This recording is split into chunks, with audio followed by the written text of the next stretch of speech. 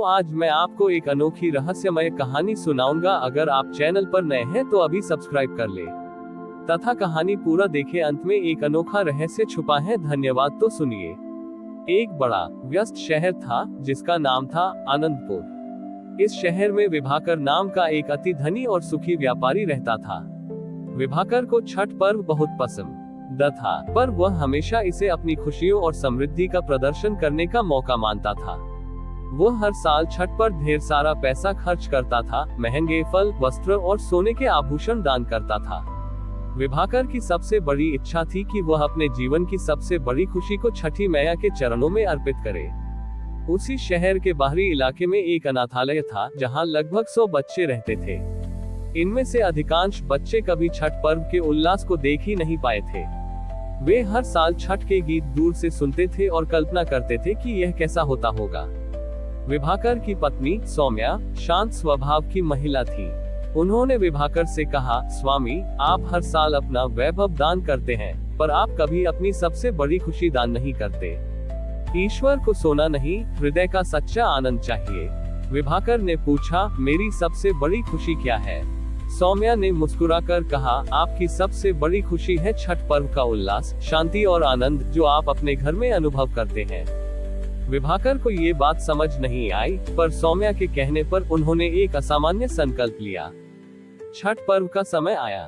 विभाकर ने इस बार खुद के लिए कोई तैयारी नहीं की, न महंगे वस्त्र, न आभूषण, न सोने के बर्तन। उन्होंने अपना सारा ध्यान अनाथालय के बच्चों पर केंद्रित कर दिया।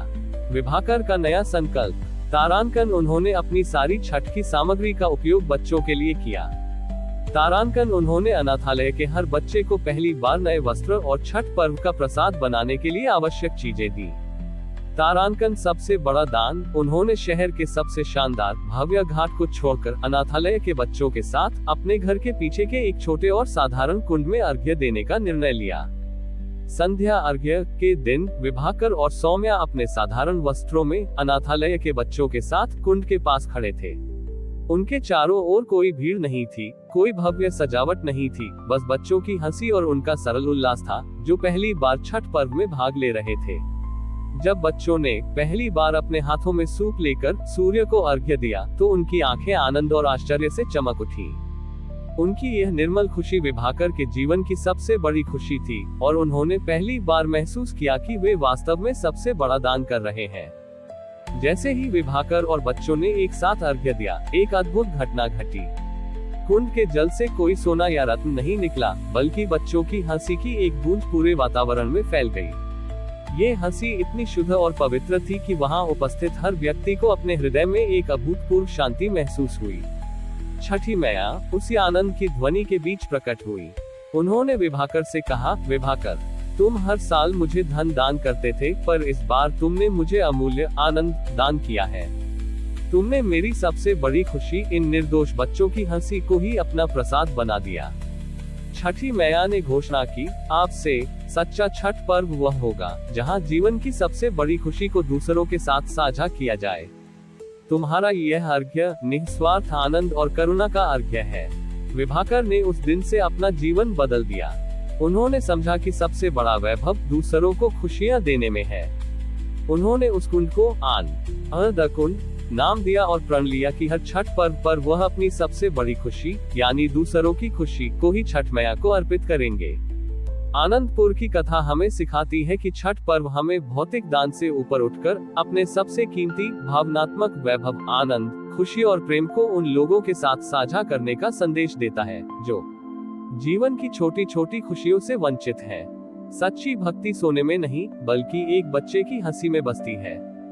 राजा विभाकर और रानी सौम्या के निस्वार्थ आनंद के दान ने आनंदपुर शहर को एक नया अर्थ दिया। आनंद कुंड अब केवल पूजा का स्थान नहीं था, बल्कि यह सामूहिक खुशी और सेवा का केंद्र बन गया। अनाथालय के बच्चे अब छठ पर्व के सबसे महत्वपूर्ण सदस्य थे, और उनकी हंसी ही सबसे बड़ा प्रसाद थी। लेकिन इस नए आनंद दर्शन को एक बड़ी परीक्षा से गुजरना था। विभाकर के व्यापारिक प्रतिद्वंद्वी कंचन, जो केवल लाभ और दिखावे में विश्वास रखता था, उसने विभाकर के इस मिशन का मजाक उड़ाना शुरू कर दिया। कंचन ने प्रचार किया कि विभाकर दिवालिया हो गया है, इसलिए वह बच्चों की छोटी छोटी खुशियां बांटकर खुद को सांत्वना दे रहा है। कंचन ने घोषणा की कि वह अगले वर्ष विभाकर के आनंद कुंड से सटे हुए घाट पर अब तक की सबसे भव्य और महंगी छठ पूजा का आयोजन करेगा, ताकि लोगों को पता चले कि असली शक्ति धन में है, भावनाओं में नहीं। अगले वर्ष छठ का समय आया। शहर दो हिस्सों में बढ़ गया। एक तरफ कंचन का घाट था, जो सोने की कारीगरी, बहुमूल्य रत्न और महंगे प्रसाद से सजा था, ये भौतिक वैभव का चरम था। दूसरी तरफ विभाकर का आनंद कुंड था, जो बच्चों की हंसी, रंगोली और साधारण दीपों से सजा था, ये निस्वार्थ आनंद का प्रतीक था। कंचन ने अपनी छठ के लिए विभूति नामक एक प्रसिद्ध ज्योतिषी को बुलाया, जिसने घोषणा की कि इस बार केवल कंचन का अर्घ्य ही सूर्य देव स्वीकार करेंगे। संध्या अर्घ्य का दिन आया। कंचन सोने के वस्त्रों में अहंकार से भरे चेहरे के साथ अपने घाट पर खड़ा हुआ। विभाकर और सौम्या अनाथालय के बच्चों के साथ अपने साधा रण घाट पर थे। जब कंचन ने सूर्य को पहला अर्घ्य दिया, तो उसकी पूजा की भव्यता के बावजूद सूर्य की किरणें उसके घाट को छूने से पहले ही झुक गईं, मानो वे उस अहंकार को अस्वीकार कर रही हो।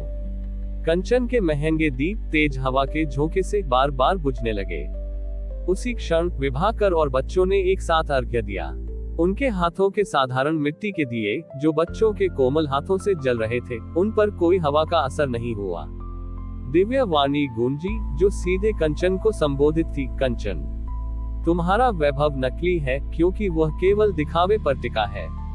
विभाकर का दान साधारण है, पर वह आनंद दीप जो जल रहे हैं, वे सच्ची करुणा और निस्वार्थ प्रेम से प्रज्वलित है। मेरा आशीर्वाद वहां नहीं जाता जहां सोना चढ़ता है। मेरा आशीर्वाद वहां जाता है जहां हृदय का सच्चा आनंद दान किया जाता है। छठी मैया ने घोषणा की। विभाकर ने अपनी सबसे बड़ी खुशी दान करके सिद्ध किया कि सच्चा आनंद वही है जिसे बांटा जाए। अब से जो भी यहाँ छठ करेगा, उसे कम से कम एक वंचित हृदय में आनंद का दीप जलाना होगा। कंचन का अहंकार टूट गया। उसने पहली बार अपने चारों ओर देखा। उसके सारे सेवक उदास और थके हुए थे, जबकि विभाकर के घाट पर बच्चे खुशी से झूम रहे थे।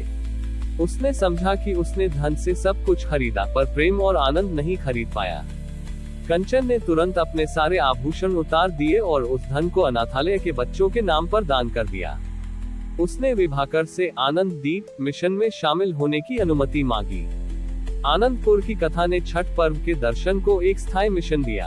आनंद दीप ये सिखाता है कि मनुष्य का सबसे बड़ा धार्मिक कार्य अपनी खुशियों को बांटना है।